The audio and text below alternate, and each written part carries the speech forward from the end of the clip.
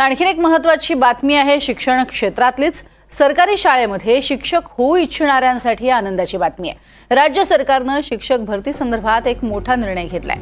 राज्यातील कंत्राटी शिक्षक भरती रद्द करण्यात आलेली आहे। आता कमी पटसंख्या असलेल्या शाळांमध्ये नियमित शिक्षक येणार आहेत। शिक्षक भरतीचा दुसरा टप्पा पूर्ण होत असल्याने नियमित शिक्षक आता पुन्हा या शाळांना शिकवणार आहेत। त्यामुळे राज्यातली कंत्राटी शिक्षक भरती ही रद्द करण्यात आलेली आहे। एक महत्त्वाचा निर्णय हा राज्य सरकारच्या वतीने घेण्यात आलेला आहे। कमी पटसंख्या असलेल्या शाळांमध्ये नियमित शिक्षक घेतले जातील असंही आता स्पष्ट करण्यात आलंय। तसा नवा GRS काढण्यात आलाय।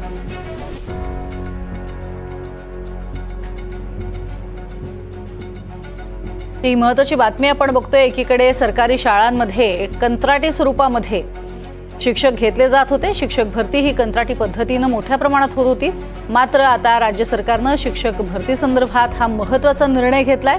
आता कंत्राटी शिक्षक भरती रद्द करण्यात आली आहे। कमी पटसंख्या असलेल्या शाळांमध्ये नियमित शिक्षकच घेतले जाणार आहेत। शिक्षक भरतीचा दुसरा टप्पा पूर्ण होतोय, त्यामुळे नियमित शिक्षक आता पुन्हा या शाळांना शिकवणार आहेत।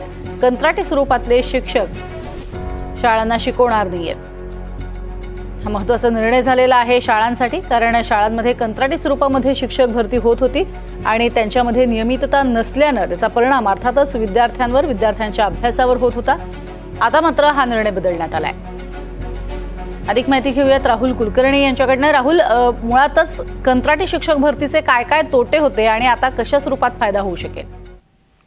आधीपासूनच हा ज्यांची पटसंख्या कमी आहे हा शाळेचा विषय चर्चेत राहिलेला आहे। सुरुवातीला जे निवृत्त झालेले शासकीय कर्मचारी म्हणजे शिक्षक आहेत त्यांना नियुक्ती देण्याचं सरकारने ठरवलं। त्यांना 15 ते 20 हजार रुपये देण्याचं ठरवण्यात आलं होतं। त्यालाही राज्यभरातल्या शिक्षक संघटनांनी विरोध केला। त्याच्यानंतर डीएड बीएड धारकांची संख्या इतकी जास्त आहे तर त्यांना का संधी देऊ नये अशा पद्धतीची चर्चा झाल्यानंतर मग डीएड आणि बीएड धारकांना ती संधी देण्याचा निर्णय झाला।